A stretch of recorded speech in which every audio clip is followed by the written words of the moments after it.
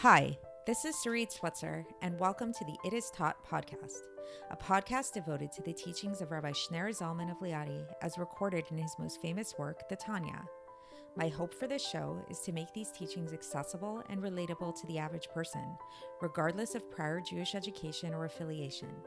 The episodes follow the prescribed daily study portions and are meant to serve as practical lessons in how to live your life as your true self and develop an authentic and powerful relationship with your Creator. I have personally experienced the effects the study of this work has had on me, and I'm excited to share what I can of this knowledge with you. So please join me on this journey of learning, self-growth, and connection with your source. Hi, and welcome to the It Is Taught podcast. This is episode 260 for the 12th of Av in a leap year. So we've been discussing this imagery of a knight in shining armor wearing this beautiful coat of arms and a helmet on his head, and how this illustration, this image, can help us understand the power that giving Tzedaka has in our world. So we started talking about this yesterday, and this is the origin of this imagery is not something that the Alter Rebbe himself came up with, but it actually comes from a verse in Yeshayahu where it describes God wearing this coat of arms that is made up of Stukka. So in brief, what we just spoke about yesterday, and please go back and listen to the full episode if you haven't already, because there are a lot of details there, is that just like a coat of arms is made up of a bunch of rings, like a bunch of little metal rings that attach to one another. And then each one of those rings, it's like one ring, two ring, three rings. Eventually that makes up the entire coat of arms. And then on top of each ring is a little metal scale that blocks and protects the whole, so that like if somebody were to start shooting arrows at this knight, the knight would be protected. And we likened this to Stukka, and we said that the way that Stukka works in brief is that basically the mitzvahs, which Stukka is the ultimate mitzvah, comes from this very, very high place. It comes from a level of transcendence, a transcendent light, which is called the Or HaSovev. This is thought as God's like infinite light. And while this light is not usually associated with our world is really thought of to be a place more of memale ko'almin, of light that fills all the world, where everything is given light in its appropriate measure for it to be able to subsist here in creation.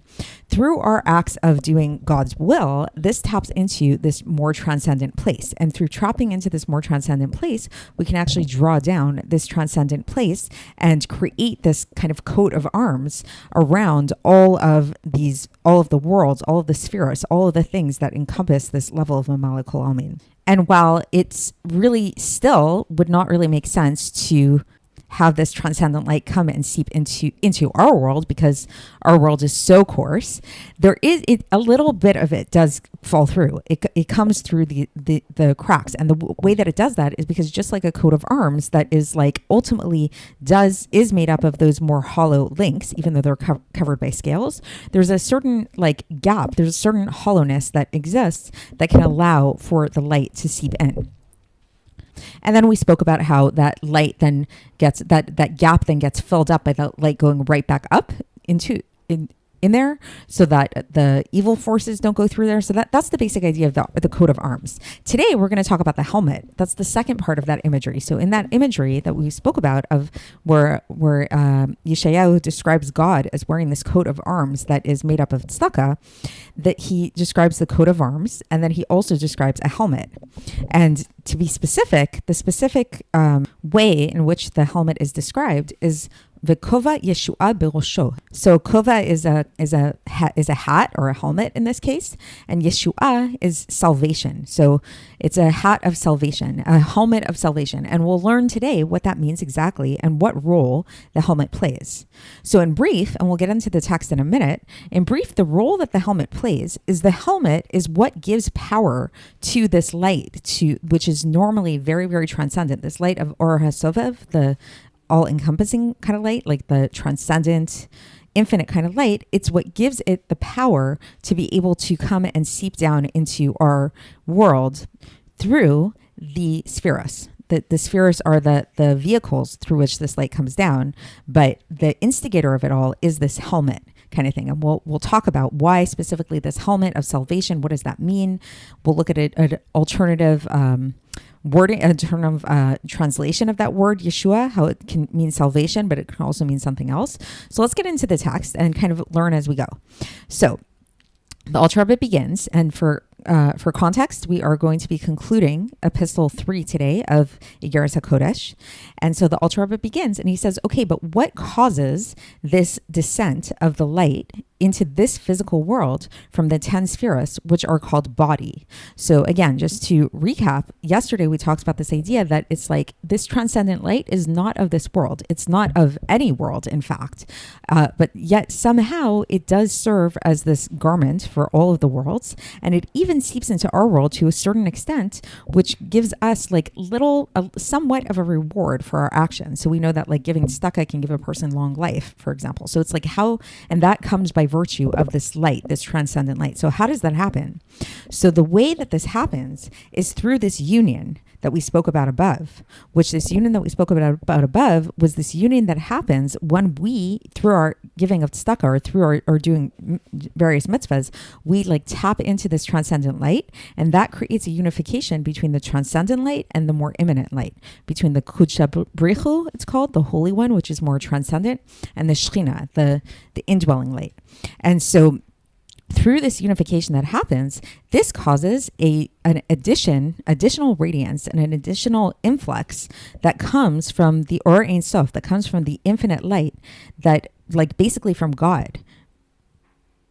So it creates this like abundant light, like a much greater light than it was before, even more than from Atzilus. So it's like usually like in the level of Mamala Kolamin, the highest of all levels within like the system, the map of Mamala Kolamin, is the world of Atzilus, the world of emanation, which we've spoken about previously. But when we create this unification of the Kudsha Brichu and the Shrinte, the Sovev Kolamin and Mamala Kolamin, we're able to tap into a light that's higher than that.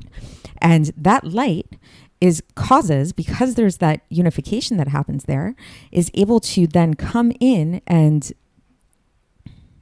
become manifest within the spheros. So because there's that unification that happens, these two type of lights that are usually very separate, the light of Sovev, transcendent, and the light of Mamala, which is immanent, they're usually very, very separate, but now they have a connection with one another. So now this Sovev light, this transcendent light, can now come and become infused within the spheros. And the beginning of this infusion is in the very beginning of all the 10 spheros, because again, the 10 spheros is like, that's the map of this Mamala Kolamin light.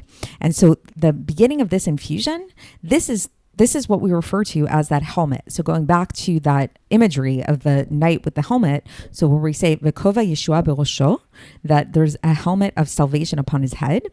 So this helmet of salvation is this initial influx of this transcendent light into the Mamala Kolamin light. Okay, so now the Alter Rebbe is going to get into a little bit of the etymology of this word Yeshua, this word salvation. So he says this word Yeshua is interesting because it comes from the same verbiage, the same root as another word, which we find in Bereshis, chapter 4, verse 4, where it says, V'yisha Hashem el hevel ve'el minchato. So this is in the story of Cain and Hevel and Cain and Abel, where it says that God turns toward Abel and his gifts. So this turning, God turns. This turning is called Isha. It comes from the same root as salvation. So meaning we can read this as a helmet of salvation, but we can also see it as it's like God turning, God shifting his focus in this way. And so this shift of focus, this is an allusion to this descent of the light and this influx of the 370 lights spoken about in the Zohar. So we don't have to get too technical there, but basically 370. 300 is an allusion to the three intellectual faculties of Chabad, Chochmah, Bina, and Dat. And then the 70 is an allusion to the 7 midos, the 7 emotive attributes, chesed, gvura, tiferet, netzach, hod, yesod, and malchus. So basically, again, so this helmet of salvation can be thought of as a helmet, which actually is God's way of turning his attention to be able to send this influx down into all of the other spheres. And now to describe what this light is, to describe like what we're talking about when we say this influx of light, what is this light? The Alter Rebbe brings a couple of citations. The first one is from Bamidbar chapter 6, verse 25, where it says, Ya'er Hashem panav elecha, that Hashem will shine his face upon you. And interestingly, as a side note, that is taken also, the Birkas Kohanim say this verse in their priestly blessing. And then another verse that the Alter Rebbe brings is from Tehillim, chapter 67, verse 2, where it says, Ya'er panav itanu selah, which means, may he make his face shine with us forever. So there's this idea of basically Hashem radiating. So this radiation of God's face, it's like it's like an allusion to the innermost part of God. It's like, it's not like the word in Hebrew panim, which means a face. It also comes from the root pnimius. So both of these verses, Ya'er Hashem panav elecha and Ya'er panav itanu selah, that God will shine his face upon you and God will shine his face with us forever. It's talking about God's face. So it's like this, it's not just God shining his light in just like a regular way. He's actually shining his internal light. He's shining this like very inner kind of light. And so this, and so how does it happen? Then the Alter Rebbe points out this idea that it's the second verse in specific. It says God will shine his light with us forever. So what is this with us? So it seems like it's like a collective effort. He says this is the Maisa Tzedaka. This is the action of Tzedaka. And this is the idea, and this is something that we actually say in the prayers, where we say Zorat Tzedakot Matzmiach Yeshuot, that he who sows Tzedaka brings forth salvation, Yeshuot. So we're bringing it back to that second meaning of that word, Yeshuot. So Yeshua could be a turning, and it can also be thought of as a salvation. So now we're bringing them together, that yes, God is turning. When we give tzedakah, God turns and puts his focus to give us this influx of his inner light that's usually concealed, this transcendent light. And another way to think about it is that when we zorat stakot, when we sow tzedakah, like when we give tzedakah, that's like we're planting seeds that will sprout these salvations. And now the Alter Rebbe concludes with a blessing to everybody, to whoever's reading this, as chassidim, including you. So he says, just like this, may God shine his face upon you. And tzidkatam umedet la'ad. So that's a verse from Tehillim, chapter 112, verse 3, which means your tzedakah shall endure forever. So he's basically, after telling us the great power of our giving of tzedakah, he's giving us a blessing that our tzedakah should endure forever and we should experience this radiance of God. And then he also says, may your horn, like meaning your power, be exalted by the salvation of God, and that it should sprout tzedakah from this helmet of salvation, as explained above. And this is the wish of all who seek him out. So basically the Alter Rebbe ends off here with a blessing. And so just to conclude and kind of sum it all up is like basically this whole epistle is really again focusing on tzedakah, giving tzedakah and the great power of tzedakah, and that the great power of tzedakah is like it's this all-encompassing mitzvah. And we know that the mitzvahs are associated with the level of sovev kol amin. So the mitzvah of tzedakah definitely is associated with that. And when we give tzedakah, we're tapping into this level of sovev kol amin. And the light that we manifest, that we tap into when we give tzedakah, that light becomes like a garment for all of the worlds, all of the spheros, including our world. And that garment is like, we can think of it as like a coat of armor that has these little like holes in it, but also like these shells, these scales on top of it. And that the holes is what allows the light to come in. And then the scales is what blocks the external forces from seeping in as well. And then the helmet, the helmet of Yeshua, which is the helmet of salvation or the helmet of turning kind of thing, is like, that's like the power that comes about. That's the initial force that brings this, that causes this light to come down through the unification that happens between the two lights, the transcendent light and the immanent light, when we give tzedakah.